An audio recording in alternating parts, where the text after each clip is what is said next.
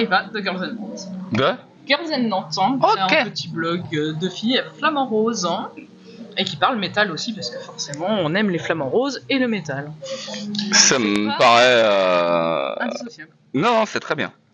C'est parfait. C'est parfait, ça me va. C'est complètement dada, j'aime bien ça.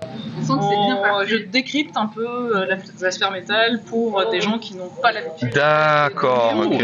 Aussi aux femmes de se lancer dans le métal, etc. Ah, cool. Très bien. Mais du coup, Eva n'est pas non plus de ces influenceurs dont on parle ces derniers temps, parce que tu es quand même bien investi dans la sphère métal. Tu sais de quoi tu parles. De l'Ordalie Noire, qui est un label qui... Oui, tout à fait, ouais. Tu sais de quoi tu parles. Est-ce que tu parlerais de vulgarisation sans le côté péjoratif? Sans le côté péjoratif, complètement. Okay. En fait, c'est nous qui l'interviewons. Oui. Non, mais attends, c'est un dialogue. Faisons. Voilà, non, mais je trouve ça important justement pour les gens qui n'osent pas en fait venir en concert, qui n'osent pas découvrir. Oui, mais je comprends, bien sûr, je trouve ça très bien. C'est des gros méchants en fait. Ouais. Les paroles peuvent être violentes, la musique peut être violente, mais les publics sont plutôt cool. Il y a et du coup, plein de choses à découvrir. On a beaucoup parlé de nécessité d'initiation par rapport à cette musique, et du coup c'est bien que ça puisse exister. Tout à fait. Et il y a plus de vulgarisation sur le metalcore, sur les musiques mainstream, que sur la scène extrême en fait, qui est plutôt délaissée et de niche. Oui. Donc, pour cause. Et pour cause, ouais. Et pour cause, pourquoi vous dites et pour cause De moins en moins de niche quand même, non? La scène extrême, je pense qu'elle retourne à la niche en ce moment, Ah oui, très clairement. Si on regarde les programmations, alors vous dans l'Ouest, peut-être que vous avez la possibilité. J'ai l'impression que ça quand même bouge beaucoup, qu'il y a beaucoup de groupes de ce style en fait qui trouvent encore aujourd'hui la possibilité de jouer. Mais aujourd'hui, en ce qui nous concerne, nous on a vu très très nettement après le Covid une chute dramatique même de notre présence en live. Et c'est pas parce qu'on n'a pas envie de jouer, c'est juste parce que ça n'intéresse pas les programmateurs d'une part, c'est la question que j'allais poser et d'autre part, il y a un boom en ce moment du metalcore, du metalcore qui, alors bon, je vais être sévère, mais qui ressemble à ce que quelquefois les métalleux pensent que la musique pop est. La musique pop, c'est vachement bien écrit, c'est etc. Mais là, en fait, c'est une espèce de, mais là, c'est une espèce de caricature. Enfin, je sais pas, je suis trop vieux, je comprends pas, je suis pas à la hauteur. Voilà. Maintenant, je dis ça. Ça me permet d'être moins condescendant. C'est ça. Et en fait, je suis pas à la hauteur. Alors, je comprends pas. Je mettrais une petite nuance entre la scène extrême et la scène black metal. Parce que je pense qu'une frange de la scène extrême a le vent en poupe en ce moment, mais que globalement, la scène black metal est une scène qui commence à être un peu datée, entre guillemets. Oui, tout à fait.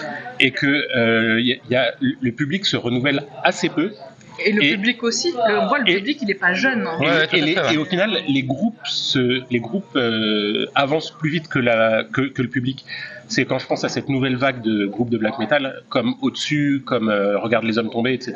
Toute cette scène post-black, au final, le style évolue plus vite que le public. Et un black metal plus traditionnel, entre guillemets, c'est presque un style de boomer maintenant. Ouais, mais en même temps, quand tu regardes ce qui est dans les années 90. Ouais, mais regarde, même dans les années 80, si tu veux vraiment. Ouais, mais en plus, les groupes des années 80 n'ont jamais cessé de jouer. Mayhem, il commence dans les années 80. Mais avec des line-up. Ouais, bien sûr, je suis d'accord avec toi. Contraint, mais l'esthétique en elle-même, les principes esthétiques sont nés dans les années 80. T'as tout à fait raison. Mais quand tu regardes, par exemple, aujourd'hui les programmations de festivals de taille inférieure à celle du Muscadès, par exemple, pour le black metal, c'est vraiment du black metal traditionnel. Très punk en fait, finalement, plus moins sophistiqué ou moins arrangé en fait que ce qu'on a pu voir les années précédentes, ce qui est très bien, mais ça, je veux dire, j'ai rien contre ça, mais c'est vrai que j'ai l'impression que c'est un style. Alors moi je dis que c'est un style en voie de disparition, mais je suis pessimiste de nature en fait. C'est-à-dire que pour moi, de toute façon, le monde est en voie de disparition. Qui émerge. Oui, mais le public se renouvelle pas forcément. Mais le public ne se renouvelle pas beaucoup. Le public se renouvelle. Il y a de moins en moins de gens qui vont vers ce style. Et puis, encore une fois, sans jugement, si on regarde des festivals aussi beaucoup plus gros, là on est à côté de Clisson comme le Hellfest, je me souviens de la proportion de la scène Temple par rapport au reste il y a 10 ans. Ça a rien à voir. Ça a rien à voir. Même au Hellfest, du coup. C'était très pauvre cette année. Ouais. Et la scène Temple. Alors, au-delà d'être pauvre, moi, j'avoue que j'aimais pas de jugement, mais quand j'ai regardé la programmation de la scène Temple, c'est pas que du black maintenant. C'est aussi, il y a plein d'autres choses. Et c'est vrai que le black metal en tant que tel, même dans des gros festivals où il y aurait la possibilité d'exprimer le style, c'est vrai que c'est un style qui disparaît un peu, quoi. Bah, il y a même une peur aussi parce que le black metal a quand même des effluves. Hein. Oui, ça s'en souffre. S'il y a un endroit où on ne devrait pas avoir peur de ça, c'est bien au Hellfest. C'est dans le titre, quoi. Oui, c'est écrit dessus, ouais. Mais effectivement, la question que je me pose, c'est une question peut-être un peu provocatrice par rapport à... Parce que moi, je suis partie prenante, hein, dans la mesure où je suis musicien dans le black metal. Mais j'en discutais avec un ami qui est lui-même musicien. Il me disait, j'ai l'impression que c'est un style qui a perdu toute pertinence culturelle aujourd'hui. Voilà. Alors c'est compliqué. C'est les mêmes valeurs. Exactement. Avec la cancel culture. C'est compliqué. Non mais il faut dire. Ouais, non mais effectivement, carrément. C'est très compliqué de porter des valeurs type satanisme et tout ça. Ouais, moi dans les années actuelles. Après je trouve ça me dérange pas de faire partie d'un mouvement obsolète, fossile, mort. Franchement, j'en ai rien à foutre. Je dirais pas mort, agonisant ou fantomatique. Ça va avec le cadre aussi. C'est une discussion qu'on a déjà eu beaucoup tous les deux. Ouais. Il y a un côté absurde du geste, de continuer à faire une musique qui est de plus en plus intimiste. Et il y a une beauté dans l'absurdité du geste. Et je pense que ça va dans l'esprit de cette musique. Le côté où il pouvait prôner la vanité de l'existence. Oui. Et du coup, il y a un côté où c'est le jusqu'au boutisme de cette musique, de continuer à la faire envers et contre tout, avec porter un drapeau qui est en berne de plus en plus, mais il est là et il tient, quoi. Et justement, à la base, le black metal, il se voulait être dans un petit cercle, de l'inner circle, donc quelque chose d'intime, et limite élitiste, même si parfois c'était travailler avec les pieds, mais c'était aussi, ça faisait partie un petit peu. Alors, effectivement. Du coup, le fait de revenir vers quelque chose d'intimiste, c'est revenir aussi vers les racines et les bases. De toute façon, nous, on n'a jamais pensé notre musique autrement. On n'a jamais. Je déteste. Enfin, ce que j'aime dans le black metal et ce qu'on aime dans le black metal, c'est que c'est une musique qui, du moins en principe, n'est pas une musique qui fait le tapin, qui n'est pas là. Qui n'est pas là en blanc et noir. C'est-à-dire que voilà. Non, mais c'est-à-dire que je pense que c'est, en tout cas, c'est la façon dont je conçois mon boulot en tant que musicien. Je n'ai pas à être dans un rapport de séduction avec les gens. Je suis pas publicitaire, en fait. Donc je me sens très à l'aise dans ce style, justement parce que pour moi c'est un style qui me parle, dans la mesure où il n'est pas un style séduisant, ou en tout cas qui n'est pas un style qui fait des démarches de séduction pour venir en fait te racoler. Au contraire. Et est-ce qu'il permet justement ce style-là de pouvoir parfois se lâcher et aller dans les noir, l'ironie, que l'on ne fait pas forcément. Alors c'est intéressant parce que, alors ça c'est très intéressant parce qu'il faudrait questionner d'ailleurs le rapport entre l'humour et le black metal. Je crois pas que le black metal soit très drôle au fond. C'est quand même un style cynique peut-être, mais j'ai l'impression que c'est quand même un style qui est. Alors c'est marrant, je faisais aussi la réflexion de ça. Je me disais pourquoi Cradle of Filth avait marqué et marché au début, parce que c'est le premier groupe de black metal qui est amené une dimension érotique au style.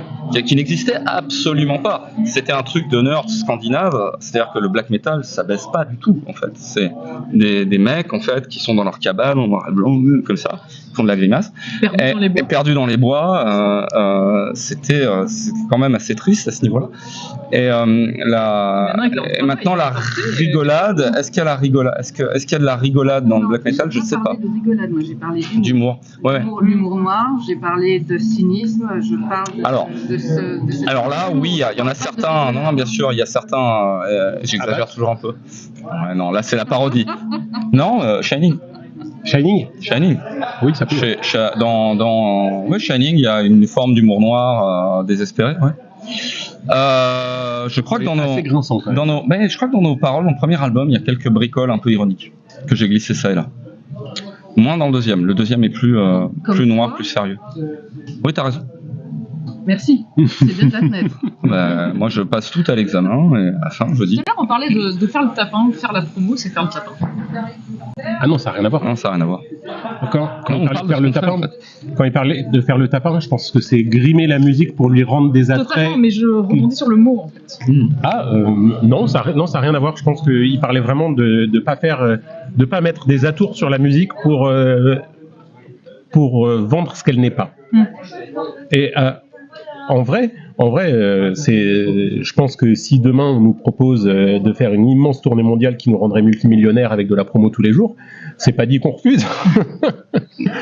Tant qu'on me demande pas de faire des concessions et de faire le tapin musicalement. Voilà. Tant qu'on me demande pas de changer la musique, de la rendre plus ce qu'elle n'est pas. De la rendre moins méchante, moins agressive, plus passe-partout, d'arrêter de faire des morceaux de 7, 8 minutes, 11 minutes si on a envie d'en faire, d'arrêter en fait d'avoir 13 millions de riffs par chanson et de se contenter de 3. À la limite, je pourrais très bien le faire si j'en avais envie. Oui, c'est ça. Mais voilà, en fait pour moi c'est une musique d'abord qui est synonyme de liberté artistique absolue. Le black metal, tant sur le fond que sur la forme. C'est pas un contenu, c'est un contenant, on met ce qu'on veut dedans, et c'est avant tout un esprit, et un esprit fondeur. Alors on est parti un petit peu sur les chapeaux de roue comme ça, directement dans la discussion tous azimuts. On a compris que vous êtes un groupe de black metal. Pour ceux qui ne vous connaissent pas, peut-être quand même vous présenter un minimum. C'est-à-dire mais c'est ton travail. Voilà. Qui est une intro fangirl. Même un humoriste, bonjour, bonsoir, parce que je savais pas trop à quel moment on allait se voir. Sur un post Facebook où l'organisation ou le CM du Muscadès demandait quel groupe on attendait avec impatience, eh ben moi je n'ai pas hésité une seule minute. Death Code Society d'ailleurs, le t-shirt le montre. Oui, il y a de très beaux noms à côté, mais quand même, il est assez rare de voir Death Code Society ici dans le coin, en Bretagne, vu qu'ils sont d'Annecy. J'ai eu la chance de vous voir en 2022, en mai 2022, pour les 30 ans de Métalliane. Voilà. Ça fait quand même 3 ans que j'attends de pouvoir vous revoir, parce que j'avais eu un sacré coup de foudre musical sur scène. Et donc, c'est avec Eva du blog Girls and Nantes que j'ai le plaisir de pouvoir papoter un petit peu avec vous. Et donc là, j'avais donc, messieurs, bonsoir, bonjour. Alors, qui est qui ? Mathias, qui est mon ami guitariste. Et moi c'est Arnwald, mais c'est Arnaud en fait, c'est les deux. Donc, quand j'ai pas le masque, c'est Arnaud. C'est Dr Jekyll et Mr Hyde. Ouais. Est-ce que ça embête, enfin, est-ce qu'il n'y a pas une forme de dichotomie entre le fait d'être sur scène avec un masque encapuchonné ou ce genre de choses, et puis finalement en dehors de dire son prénom, moi je n'aime pas donner mon prénom par exemple. Oui, bien sûr. C'est gênant. Enfin, c'est gênant. C'est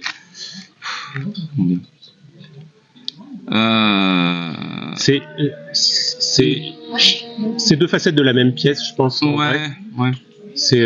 En fait, je suis moins embêté maintenant dans la mesure en fait où il y a une époque de ma vie où j'avais besoin de peut-être de segmenter un petit peu plus, de séparer un petit peu plus les choses pour un certain nombre de raisons, certaines qui étaient certaines contingences bêtement professionnelles en fait au départ. Aujourd'hui, Je suis plus à l'aise avec le côté un peu Dr. Jekyll, Mr. Hyde, parce que comme tu disais, Mathias, c'est simplement deux faces de la même pièce. C'est presque la même personne. Sauf qu'effectivement, quand j'ai l'attirail, le masque, les costumes et que je joue avec ce groupe, il y a quelque chose qui se produit en fait, au départ, l'idée des masques, et je crois qu'il faut revenir à cette idée, l'idée des masques et l'idée des costumes, nous est venue avant la grande vague des groupes de black à capuche, et on s'est fait avoir. Comme d'habitude, on a toujours un problème de tempo, c'est-à-dire qu'on a les idées avant les autres, mais on est tellement long à les mettre en œuvre, en fait, qu'une fois qu'on arrive en fait à les mettre en œuvre, en fait, tout le monde y a pensé aussi, mais a été beaucoup plus rapide sur l'exécution. Donc, on passe pour des suiveurs, alors que, in fine, c'est pas vraiment le cas. Mais c'était l'idée que dans cette musique, ce qui compte, c'est la musique. Et qu'on est simple vecteur impersonnel d'une musique, les vaisseaux impersonnels d'une musique qui nous dépasse. Et les pseudonymes dans le black metal, c'est la même chose. Ça vient du fait qu'on essaie de se connecter finalement à un contenu qui est pas vraiment nous-mêmes, qui nous dépasse et qui nous permet d'exprimer quelque chose qui passe dans la musique, qui est un peu transcendant, et qui n'est pas nous-mêmes, qui est peut-être une phase de nous-mêmes, une phase peut-être un peu cachée, masquée, on va te dire. On peut sortir avec la musique, ça nous transperce. Oui, ça nous traverse. On est le véhicule de quelque chose en fait qui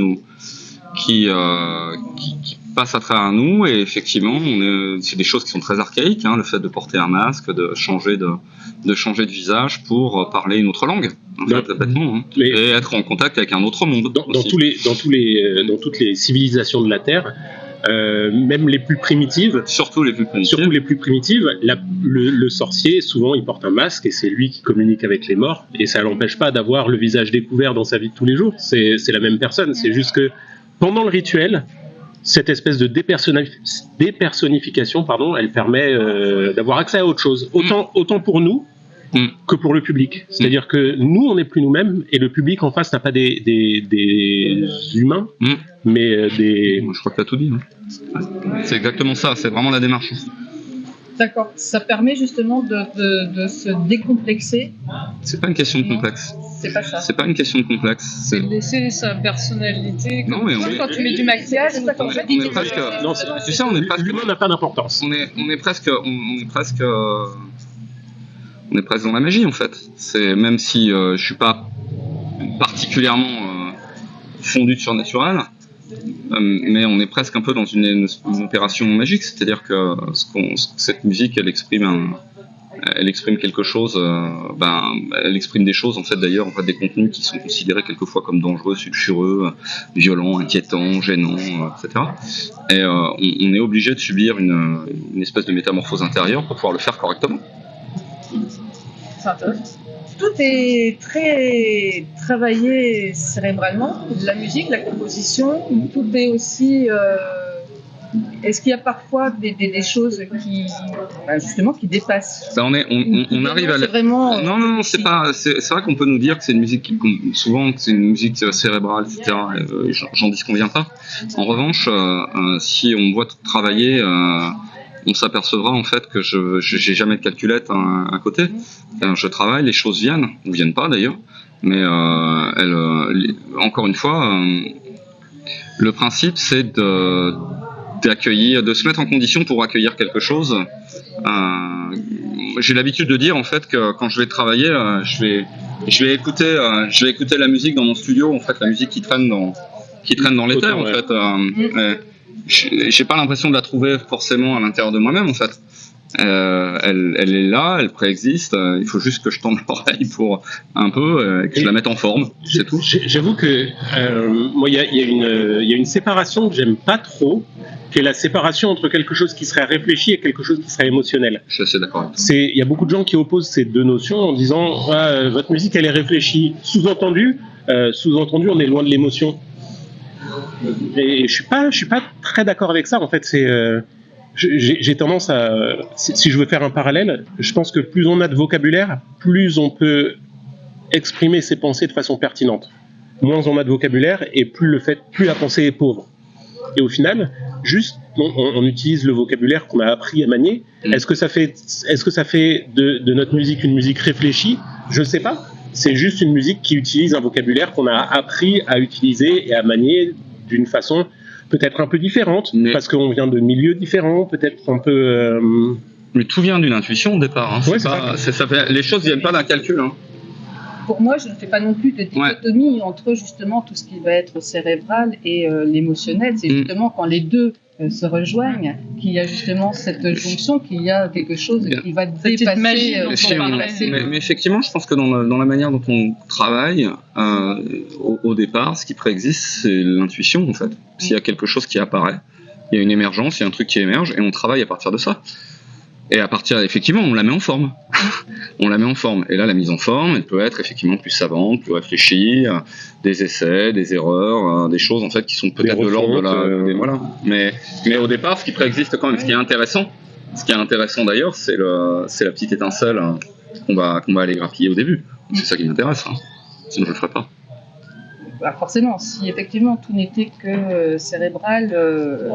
Non, parce que ce serait facile en fait. Voilà. Ce serait facile, il suffirait en fait. Je vais sur le piano, je fais une phrase musicale, je joue 4 notes, et puis ensuite j'applique des règles d'harmonie ou on développe le thème. Je développe le thème. Et on module, on contrepointe, et voilà. Puis merci, au revoir. Merci, au revoir. En fait, c'est pas ça du tout. Quelquefois, il y a des accidents. Moi, il m'est arrivé plusieurs fois de trouver des riffs parce que j'avais fait des erreurs. J'avais joué un truc et j'avais pas mis les doigts sur la bonne case et c'était une erreur heureuse. Je me suis dit putain, en fait ça sonne très bien. Ou alors en faisant maintenant, vu qu'on travaille quand même beaucoup sur des logiciels, en faisant un copier-coller d'une partie que je colle à un endroit et que pas au bon endroit, où je me rends compte que ça fait un effet rythmique vraiment intéressant avec une espèce d'illusion rythmique. Et je me dis, tiens, là on peut travailler là-dessus. Donc en fait je dirais c'est un travail d'attention. C'est vraiment c'est un travail d'attention. C'est-à-dire que essayer de faire attention à ce qu'on fait. Moi, je suis rincé. Hein. Je travaille 2 heures, après j'arrête. Hein. Oui, pareil. Je suis rincé en termes de concentration au bout d'un certain temps. Et même émotionnellement. Ouais, moi, je veux dire, je fais 2 heures d'écriture ou quoi, j'ai la tête farcie, il faut que je dorme un peu. Quoi. C'est vrai que votre deuxième album, vous allez dire le nom parce que moi là, Enlightenment. j'ai toujours du mal. Ouais. Donc il est sorti en 2023. Ouais. C'est vrai que quand il est sorti avec Vince, que vous avez vu aussi, avec qui vous avez pu discuter un petit peu de l'anniversaire Metallian, en fait on a eu 2 écoutes complètement différentes. Ah, ça m'intéresse. Voilà. Et moi je me suis posé la question de pourquoi c'est toujours à fond. Et je pensais par exemple à tout ce qui était écriture romanesque, une écriture romanesque. On n'enchaîne pas forcément les scènes d'action les unes derrière les autres sans s'arrêter. Il y a des petites pauses bucoliques. C'est très intéressant ce que tu dis. Pour pouvoir respirer et après on repart. Alors que Vincent, lui, au contraire, il trouvait. D'ailleurs, quand je lui ai dit bon allez, fais une petite question pour eux. Voilà, pour lui, vous avez passé un palier supplémentaire. C'est est-ce que vous vous en rendez compte? Et puis, et lui, ce côté toujours à fond fait partie de ça. Et là, c'est là où il dit, mais non, c'était voulu justement d'être à fond. D'où le côté, est-ce que c'est, enfin voilà, c'est ce côté un petit peu aussi cérébral. Non, je pense que ça vient du fait que ça, c'est une question de goût, en fait. Moi, j'ai toujours aimé les groupes que j'ai aimé. Il y a un côté frénétique, hystérique. C'est tout dans la gueule en même temps. Ouais. Voilà. Et je suis un gros fan de war metal. J'adore Sadistic Execution, des groupes complètement tarés comme ça, où t'as l'impression en fait que les mecs ils ont décidé de se griller en 5 minutes et de tout lancer dans la bataille. Mais parce que ça remue quelque chose en moi. Après, il y a quand même une deuxième chose. Il y a beaucoup de blast beats, il y a beaucoup de choses, mais en même temps, je trouve que arrivé à un certain degré d'accumulation, il se produit un effet paradoxal, c'est qu'on a l'impression qu'il y a une espèce de vide qui s'ouvre. Ce que j'aime dans la musique, ce qui m'avait fait un effet incroyable quand j'avais écouté Emperor pour la première fois, notamment aussi leur deuxième album, c'est l'effet que, en fait, c'est une musique dans laquelle on a l'impression que l'espace est bouché, enfin pas que l'espace, que l'horizon est bouché, mais en fait il y a de l'espace. Il y a un espace infini, c'est même un désert en fait. C'est cette dimension un peu apophatique du black metal, c'est-à-dire on fait le plein pour faire le vide. espèce de bruit blanc en fait qui crée une espèce d'immensité. Et c'est quelque chose à laquelle moi je suis vraiment sensible. Je suis assez d'accord. Par exemple, un des morceaux qui est instrumentalement, je trouve, le plus exigeant dans Enlightenment, c'est Scolopendra, qui est le single entre guillemets de l'album. C'est un morceau qui est extrêmement exigeant musicalement parce que c'est sans arrêt, ça ne s'arrête pas, ça va vite, c'est tout le temps. Et par exemple, je trouve que le thème du couplet est extrêmement lyrique parce que la mélodie qui est développée, justement, il y a cette espèce de tourbillon en dessous, mais par-dessus, cette espèce de thème lyrique qui est et le lyrisme, il vient plus du fait que ce soit tout le temps dans la gueule, ça c'est vrai, il y a ça, mais le lyrisme, il vient d'autre chose, il vient de comment on se pose sur ce tourbillon et comment on appréhende l'œil du cyclone, quoi. Ouais. Je sais pas si je suis clair. Si, moi je suis restée à cette périphérie et je me dis quand est-ce que je vais respirer à un moment donné. Et c'est très intéressant ce que tu dis là, parce que moi je pense que ce qui m'a plu dans le black metal, c'est le moment où j'ai traversé le tourbillon. Et justement, ce que j'aime dans le black metal, c'est aussi la surface de ce tourbillon qui t'exclut, qui te dit, qui te fait des doigts, qui dit, tu viendras pas, tu rentreras jamais. Et donc il y a une espèce de répulsion, d'attirance et de répulsion. À la fois ça t'attire, à la fois ça te jette loin. Et au moment où tu arrives à traverser le voile,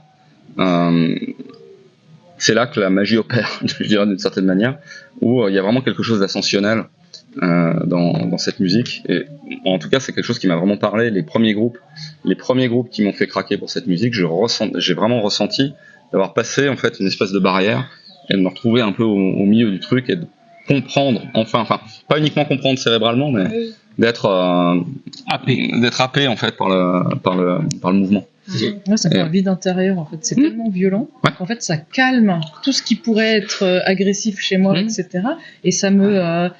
c'est de la musique, je m'endors avec, ça me calme, exactement. Ça me pose. Ça correspond à mon rythme intérieur aussi. Hein. Ma femme n'arrête pas de me le dire. Elle me dit, en fait, la musique que tu fais, en fait, c'est globalement le rythme, ton rythme intérieur, en fait. Donc, moi, je suis synchrone avec ça. Ça me dérange pas, mais je peux comprendre effectivement que ça passe beaucoup. Une dernière chose aussi, c'est que la musique, c'est le contraste.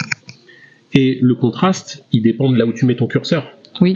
C'est-à-dire que si tu mets ton curseur à fond, ça t'empêche pas d'avoir du contraste entre à fond, un peu moins à fond. Et au final, ça permet d'avoir un éventail d'expressivité qui est pas forcément le même tout le temps, mais qui va être dans la subtilité, qui va être ailleurs, quoi. Vous en êtes fier de cet album ? Oui. Ouais, je l'ai réécouté il y a 2 jours. En voiture et je me suis dit que c'était exactement le type d'album que j'avais envie d'écouter. Donc c'était la musique que j'avais non seulement envie de faire, mais que j'aurais eu envie d'écouter. Parce que finalement, on fait toujours de la musique pour quelqu'un. Moi, en l'occurrence, c'est pour un public qui est virtuel. C'est une espèce de double de moi-même, en fait. Qu'est-ce que j'ai envie d'écouter ? Qu'est-ce que j'aimerais écouter ? Si je devais acheter un disque, ça ressemblerait à quoi ? Et voilà. La musique que j'aime, elle n'existe pas forcément, donc je l'écris. Et moi, je vais répondre à cette question d'une façon un peu différente, dans le sens où j'ai rejoint le groupe récemment, entre guillemets, où c'est la première fois que je joue dans un groupe dont je suis fan à la base. D'accord. Donc, moi, je connais Grégoire, donc le batteur, et Nico, le bassiste, depuis fort longtemps parce que j'ai joué avec eux dans Dead Season. Et j'avais découvert Death Code par leur truchement et ça a été un coup de cœur incroyable. Et déjà le premier album avait tourné en boucle chez moi pendant des mois et des mois. Du coup, c'était simple pour aller sur scène après, tu connaissais ? Entre connaître les morceaux et les jouer, il y a une étape qui est une étape physique qui est comment dire. C'est dur à jouer. Ouais, c'est dur à jouer. C'est très très dur à jouer. Vous sortez de scène, vous êtes rincé ? Ouais. Alors oui, mais pas émotionnellement et physiquement. Pas que la scène, quoi. Toute la période pré-concert est épuisante. Moi, j'ai fait beaucoup de power metal avec beaucoup de solos, des trucs qui vont très vite, etc. quand j'ai commencé à travailler du Descode, j'ai fait waouh, j'ai jamais rien travaillé d'aussi difficile, quoi. Donc quelque part c'est une fierté. Ah ouais, mais je pense que pour nous tous, en fait, quand on arrive à la fin du concert, on a réussi à jouer ça, quoi. Ah ouais. Ah ouais. Tu vas t'en prendre plein la gueule. Mais c'est surtout que je pense que le truc qui nous unit aussi, c'est que musicalement, on se respecte tous énormément. Et vous avez les mêmes influences ? Non, pas forcément. Non, mais je pense qu'on estime vraiment le travail que ça suppose de la part de chacun, en fait. Moi, j'ai le plaisir de jouer avec le meilleur batteur avec lequel j'ai jamais joué, le meilleur bassiste avec lequel j'ai jamais joué, le meilleur co-guitariste avec lequel j'ai jamais joué, le meilleur chanteur avec lequel j'ai jamais joué. C'est un peu la même chose, en fait, pour moi. C'est-à-dire que, ouais, je pense que c'est une des raisons aussi pour lesquelles, en fait, c'est un groupe dans lequel, en 20 ans d'existence quasiment, on s'est jamais engueulé une seule fois. Même au niveau du processus d'écriture, au niveau... Il n'y a jamais eu un mot plus haut que l'autre dans ce groupe. On ne s'est jamais fâché, on est toujours très content de se voir. C'est une famille, en fait. Mais aussi parce qu'il y a une... Enfin, je suis vraiment... Il y a pas de... Et c'est vraiment pas pour la frime, mais... non, je ressens pas comme ça. J'ai de la gratitude, j'éprouve de la gratitude dans la mesure où ces gens... avec lesquels je joue travaillent très très dur pour pas un rond sur une musique prodigieusement difficile à exécuter et qu'à chaque fois que je joue avec eux à la fin j'ai envie de leur taper dans le dos en leur disant ce que vous faites c'est incroyable et c'est pas parce que il y a vraiment c'est pas de l'affectation hein, c'est clairement une immense gratitude. Donc j'ai l'impression que cette gratitude est partagée. Donc ça soude un peu aussi les et avec les le gens. Public, ça se ressent en fait finalement vu qu'il y a. Je pense que quand on réussit un bon concert, alors qu'on fait des mauvais concerts comme tout le monde, hein, quand les conditions matérielles sont pas bonnes, ça peut nous arriver de faire des trucs vraiment horribles. Tu te rappelles à Lyon quand on a fait une minute de bruit blanc sur Scolopendra à la fin parce qu'on était perdu. C'est un très très grand moment de solitude. Ça devait être très long. La minute la plus longue de toute ma vie. Non mais quand ça marche, faire de vomir. Mais quand ça marche, il y a quelque chose qui se produit dans l'air, et c'est génial. On est hyper content. Et moi, je continue d'être impressionné des personnes avec qui je joue, d'être impressionné de jouer avec eux. Moi, je continue d'être à chaque fois que je monte sur scène avec eux, je suis impressionné des gens qui m'entourent. Ouais. C'est très très beau. Et comment vous abordez là ce Muscadès hein Ma foi, moi assez sereinement. Moi jamais. Moi la sérénité en fait. Assez sereinement dans la mesure où il est possible de l'être. Aussi sereinement que possible. J'ai pas le trac. J'ai jamais le trac de monter sur scène. Par contre, j'ai une trouille bleue des incidents techniques. Mais pas de trac du tout. Non, j'ai aucun trac. Mais par contre, les incidents techniques, peur qu'il y ait un truc qui fonctionne pas, qu'il y ait un ampli qui se débranche, qu'on s'entende pas dans les retours, etc. Et là, c'est une peur qui a été quand même nourrie et informée par l'expérience. C'est pas uniquement un fantasme, tu vois. C'est que des fois, quand ça veut pas, quoi. C'est surtout que. C'est une peur qui forme aussi quelque part. En fait, c'est surtout que... C'est une part qui forme, mais tu sais, c'est un peu comme si t'allais... Alors, toute proportion gardée, hein, le mec qui sort pour la 3e fois de sa tranchée en 1915, il a peur et il a raison d'avoir peur, tu vois. Il a beau avoir de l'expérience, en fait. C'est l'image en fait. Et au-delà de ça, c'est ce que je voulais dire, c'est ce qui va aussi avec la difficulté technique de la musique, c'est que si techniquement on s'entend pas bien, si les retours sont pas bons, ça rajoute une pierre à cette espèce de montagne qui est à gravir à chaque fois qu'on doit jouer un morceau. Et c'est vrai que ça aide pas franchement. On a tous une vie musicale qui est riche avant de jouer dans Descode et en parallèle de Descode. Et c'est vrai que la peur de l'incident technique n'est pas une peur que j'ai dans d'autres formations. Parce que je sais que je pourrais toujours retrouver mes légumes, même si les conditions techniques sont mauvaises, parce que c'est moins difficile, c'est moins exigeant. Alors que là, si on rate un virage, c'est le mur direct, quoi. Et on peut limiter la chance de rater un virage personnellement, mais ce qu'on maîtrise pas, c'est ce qui est autour. C'est fâcheux, quoi. Mais bon, après, show must go on. Oui, bien sûr. Quand on y est, on y est. Hein. Mais voilà. Puis je pense qu'on fait tous ce métier depuis suffisamment longtemps pour en rigoler quand on sort de scène. Alors ça, par contre, c'est vraiment, c'est quand même le seul groupe dans lequel j'ai joué où quand il y a des gros pains, il y a pas mort d'homme en fait. Même si on est un peu mortifié, il y a toujours Grégoire pour rigoler un bon coup. Ouais, et puis il y a pas de point and shame quoi. Ouais. Oui. Ah non, parce qu'on sait que c'est dur, du coup, c'est errare humanis, ouais. Mais en tout cas, je pense que ça va être peut-être la parole de la fin, parce qu'il fait déjà une bonne grosse demi-heure, et je sens qu'Alexandre va bientôt venir nous dire « Allez, faut arrêter ». Par contre, je pense qu'il y a le côté où on aimerait bien continuer peut-être à discuter à un moment donné. Je t'avais déjà proposé, sans aller plus en avant, mais est-ce que en visio, un de ces quatre avec peut-être... je suis disponible, on sera disponible. On continue, et on peut aller sur d'autres sujets. Aucun problème, avec grand plaisir. Qui est aussi, toi, ton côté coach vocal, l'étude, autour... Oui, on n'a pas abordé encore tous les sujets. Oui, bien sûr, mais il n'y a aucun problème. Il n'y a aucun problème. Avec grand plaisir. Avec grand plaisir.